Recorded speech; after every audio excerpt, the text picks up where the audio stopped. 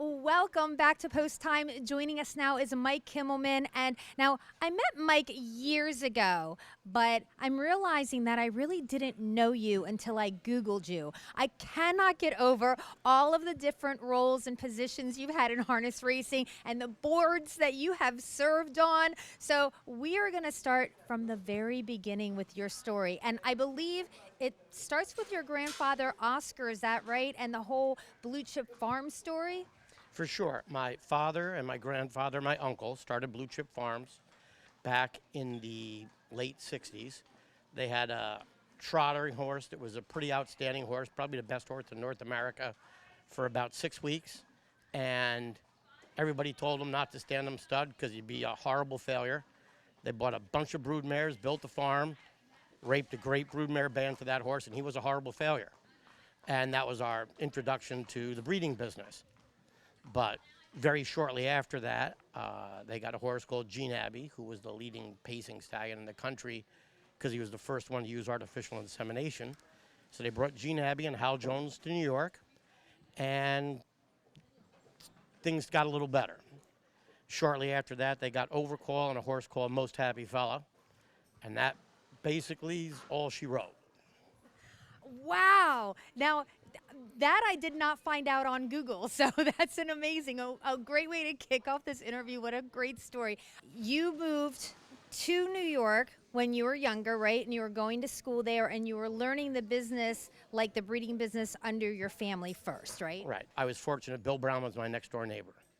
But even before that, I had babysitters that ranged everywhere from Stanley Dancer to Del Cameron to Billy Popfinger, and the list goes on. So I was very fortunate that my education in the horse business was loaded with gentlemen that are in the Hall of Fame. My formal education was a little different. My last 6 months of high school I didn't attend, and I worked for a veterinarian, Dr. Howard Gill, who was the farm's repro vet, and I got credit at school for that and never went back to school. So if I attended the school after that, it was just to meet some friends and go out drinking, but there were no more classes for me. And then as years went by, you had a stable for a while, and then you gave up your stable to become the president of Blue Chip Farm? I ran a public stable for, 10, 15 years, and my biggest customer was a fellow named Tom Grossman. Tom bought the farm from my family, and that was a great relationship for 15 years. It's still a good relationship, but Tom is much more hands-on the farm than he was originally, and he is more than capable of running it, so we really didn't need me anymore. So I decided that the kids were out of the house and went to college, and Sally and I would go back to training horses and maybe ratchet it down a little bit. Now, when you were at Blue Chip, though, were you the one that brought Bettor's Delight there? Like, how did that work? Because when I think of Blue Chip Farm, I think of Bettor's Delight. If you don't know who Bettor's Delight is, the world's greatest stallion, right? Well, getting Bettor's Delight to Blue Chip was a sequence of events.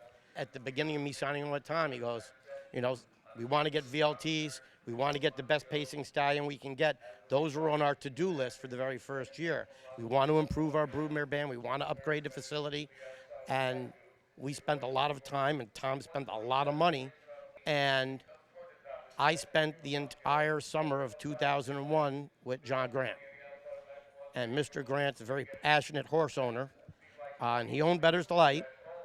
And Scott Meckin, and he was a friend, and he trained Bettor's Delight.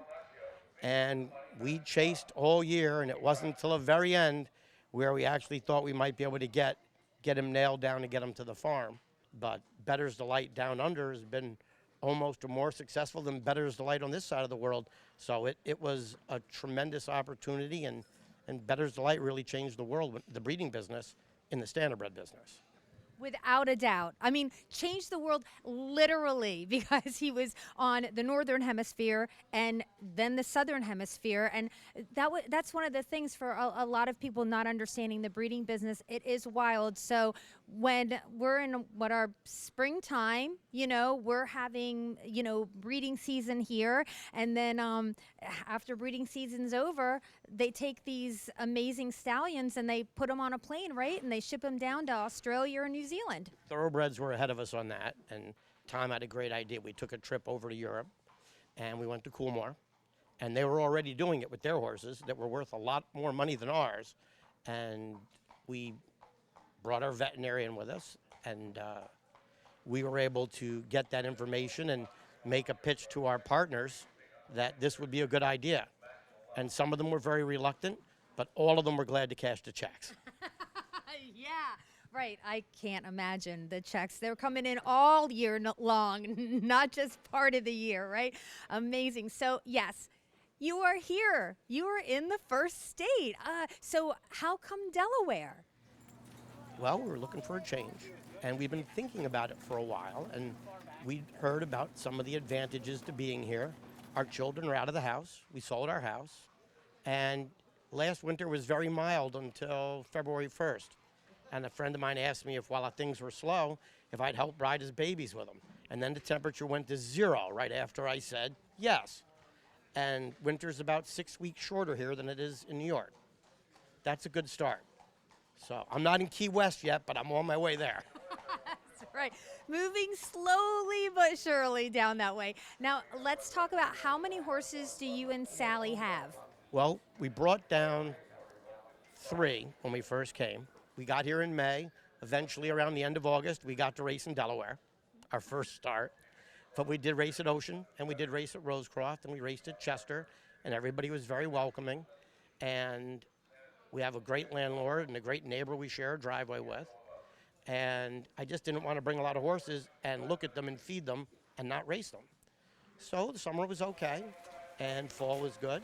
And I am told come January, since we were here in May, we will be a little more part of the fabric. We've got 9 horses in the barn now. Bought our first Delaware bred Badlands Hanover colt at Harrisburg. So I don't want 40 horses, but if we built it out to somewhere between 10 and 15 of the right ones, that would be manageable. Okay. Now, a guy who has been in so many different roles, behind the scenes and on the track, and the different boards from the USTA to, I think, the Goshen track to New York breeding, like that board. You just know so much about harness racing. If you were to tell someone and give harness racing that plug, like say, hey, be part of this sport, what would be your harness racing pitch? Well, it's always the same thing.